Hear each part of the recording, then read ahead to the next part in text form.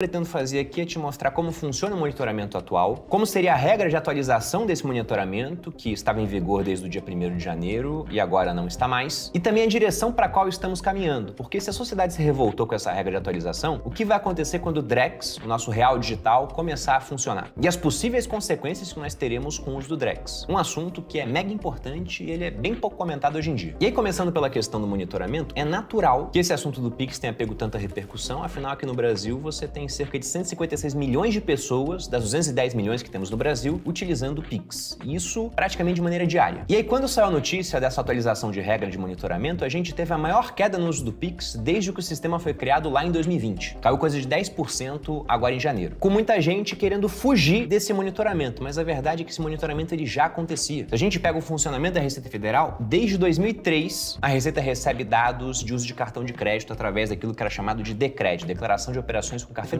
Informações essas que, na conclusão lógica, poderiam levar mais gente que deveria declarar imposto hoje, isso não por conta de uma nova regra, simplesmente por conta de como funciona o sistema tributário brasileiro. Se você é pessoa física, por exemplo, e ganha mais do que 4.600 e alguma coisa, uns quebrados, por mês já teria que pagar 27,5% de imposto, por exemplo. Então já tem muita gente que deveria pagar, mas não paga, e com o cruzamento de dados, a Receita poderia pegar esse pessoal. O que vale dizer que não deveria ser tão rápido assim, porque seria uma montanha de dados muito grande. Na verdade, já é uma montanha de dados muito grande, porque, como eu disse, o monitoramento já existe, para valores inclusive mais baixos do que aqueles que a atualização iria trazer, né? Ao invés de 5,15, está em 2,5. Então, pegando palavras do Adriano Subirá, que foi fiscal da Receita durante muito tempo, hoje em dia ele está na Câmara dos Deputados como assessor tributário, ele veio aqui no podcast no Grupo Primo e falou que, olha, as consequências desse monitoramento nesse ano, como pro ano completo as informações só são remetidas em fevereiro do ano que vem, e a declaração só é feita em maio, e para cruzar certas bases de dados você demora meses, porque é muito dado para ser processado, provavelmente a gente veria alguma coisa acontecendo só em 2027. Portanto, veja o seguinte, né? Você provavelmente já deve ter visto, até porque foi amplamente divulgado tanto em redes sociais quanto na mídia, que não teria nenhum tipo de taxação sobre o Pix. Acredito que isso é ponto pacífico a essa altura do campeonato. Você também deve ter visto que nós teremos essa regra para fiscalizar movimentações de 5 mil para pessoa física, sendo que não era 5 mil de uma vez, poderiam ser várias que somando em um único mês dessem 5 mil, a pessoa já estaria passiva de monitoramento, e 15 mil para pessoa jurídica. Talvez o que você não tenha visto é que esse tipo de fiscalização já existia, e apesar da queda dessa nova normativa que atualizava valores e também buscava mais dados de outras empresas que seriam obrigadas a fornecer também para a Receita movimentações, o monitoramento ele já existia e continua, até por conta de toda essa repercussão que a gente teve no monitoramento do Pix, que, como eu disse, já existia, só seria atualizado, que é a questão do Drex. Para você que não sabe o que é Drex, é simplesmente uma sigla para o nosso real digital, uma versão 100% digital da nossa moeda,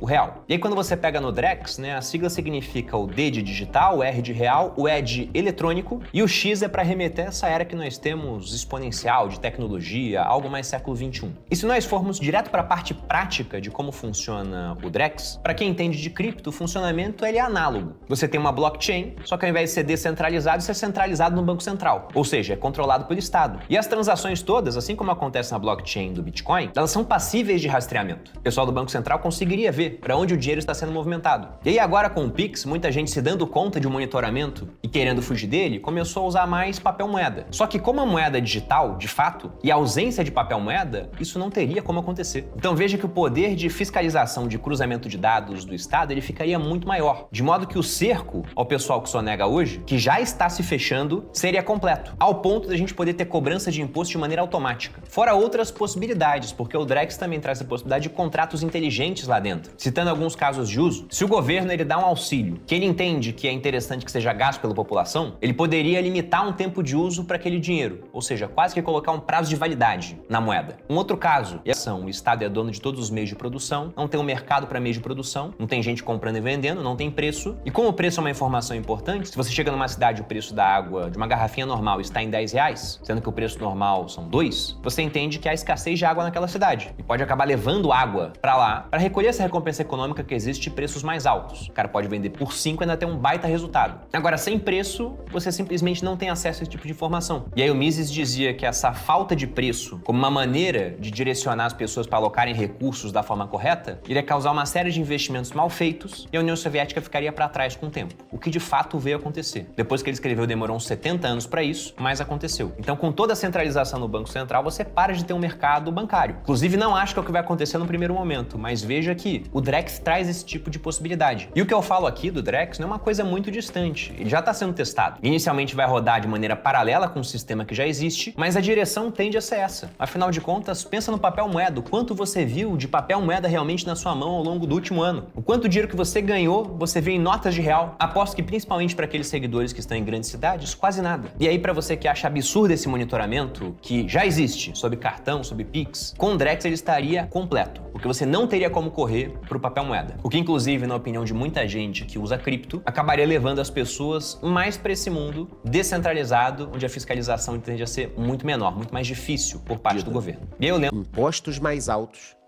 inflação elevada e os serviços estão igual ou piores. Porque se você me dissesse o seguinte, Charlão, para um minuto e pensa. Tem imposto da blusinha, tem 12 ou 13 impostos e coisa a mais e tal, mas poxa, olha como os serviços melhoraram. Olha como tá mais seguro andar no Rio de Janeiro. Você pode sacar o celular da mão na Avenida Paulista e olhar. Se você me dissesse isso, teria um debate. Mas, nos últimos meses ou anos, tanto faz na praia de Copacabana ou na Avenida Paulista, os caras estão roubando até Android. Não ligam se é iPhone ou Android. Até Android estão roubando, Xiaomi, Moto G. Os caras estão roubando tudo. Então, eu tô pagando um imposto mais alto e eu não tô vendo o serviço. Isso, para quem não tem dinheiro, é pior do que para quem tem dinheiro. Porque quem tem dinheiro pode até sonhar em fugir do Brasil. Quem não tem dinheiro não pode sonhar. Obrigado, 10 mil pessoas, é um recorde na nossa live, tá? Tivemos uma bomba hoje. É isso que nós tivemos, uma bomba. E rapidamente eu vou explicar. O que aconteceu? Há poucos dias, o governo avisou, e era um aviso que parecia uma coisa simples. Pix e cartão de crédito. Entenda as novas regras de fiscalização da Receita. Quando saiu isso, as pessoas se assustaram. Porque falou em fiscalização, 5 mil, Pix e tal, o ser humano já fica com aquela sensação de que vai fazer o Pix ou passar o cartão e vai ter alguém olhando. Você acha que vai ter alguém te olhando ali fazendo aquela movimentação, pronto para te multar. Esse é o que tá pegando, que as pessoas não entendem. Você acha que vai ter alguém olhando. E muitas vezes pode ter. Óbvio que nós tivemos fake news e tudo mais. Mas quando o brasileiro olhou para isso daqui, ele falou, caramba, eu tô sendo monitorado. Estão olhando. Por que estão olhando? Estão olhando para não me cobrar? Não faz sentido olhar isso tudo. E aí gerou essa revolta na classe média. O governo tentou ajustar o discurso, mas não adiantou muito. Não adiantou muito. As pessoas continuaram meio putas.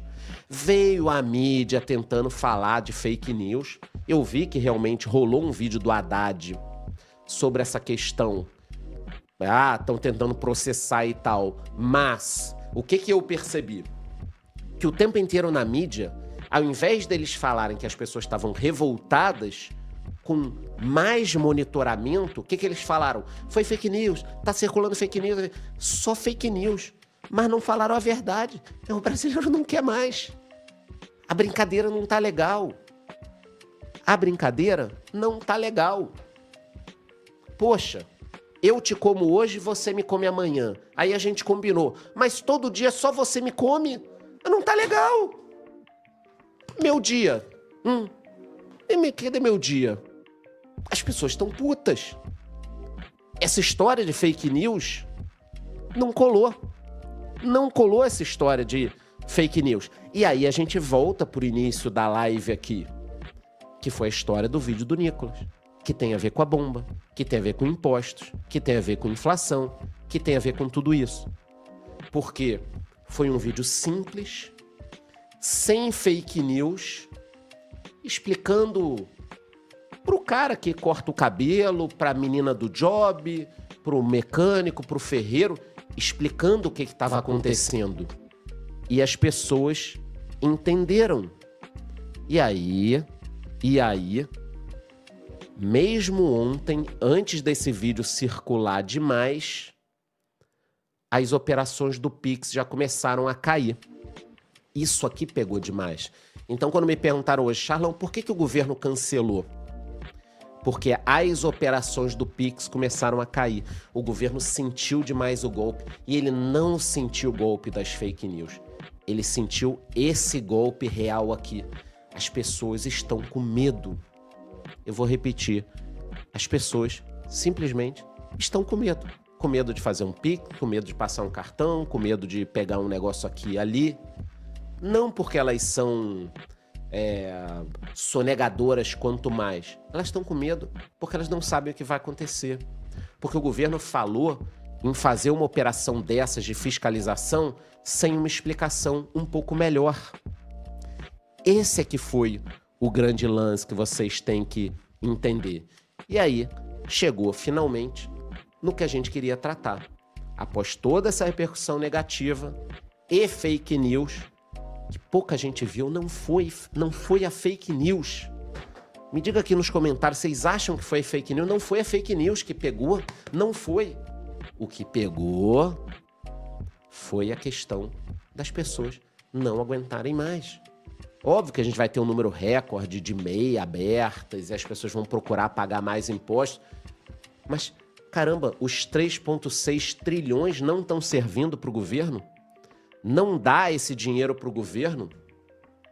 E aí eu perguntei para vocês, qual foi, na opinião de vocês, o motivo do cancelamento? Na minha opinião, foi essa junção de inflação e impostos e as pessoas não aguentando mais. Foi isso que eu vi. Então vocês viram aqui no vídeo. Tem tudo a ver com economia. Tem tudo a ver com economia.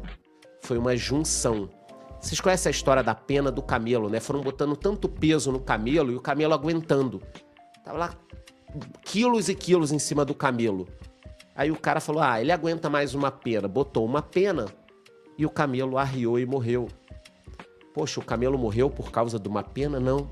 Não foi a pena, foi tudo que já colocaram. Então, eu acho que o governo recuou porque ele botou a pena no camelo, o camelo deu uma baqueada, ele tirou a pena e falou, não tem pena nenhuma, pô, isso é fake news. Não tem pena aqui no camelo, tá tudo bem. Não tem pena nesse camelo. E aí ele recuou. Qual o ponto do vídeo do Nicolas? A furada de bolha. Aí vocês podem me colocar nos comentários se vocês concordam. O vídeo dele quebrou as paredes, furou a bolha, atingiu até o público que não concorda com ele. Eu vi posts de gente falando, não gosto desse Nicolas, né? Mas ele falou a verdade. E aí causou um pânico. Até acho que ele tem que tomar muito cuidado, porque eu nem posso falar, né?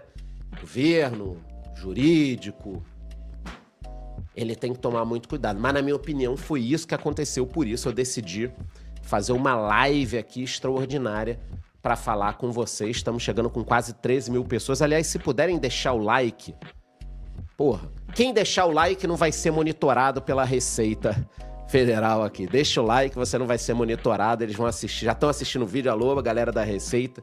Também não foi o pessoal da Receita que fez isso, foi o governo, entendeu? Então, na minha opinião, eu acho que foi toda essa junção, por isso que eu achei importante fazer essa live para falar para vocês que nós ganhamos uma batalha, mas a guerra por 2026 está só começando. Está só começando e o brasileiro não pode recuar daqui. É daqui para frente. A gente não pode aceitar mais retrocesso. Já estão querendo voltar com imposto sindical no Brasil. E a gente não pode mais permitir. Por isso que eu entrei ao vivo aqui para falar.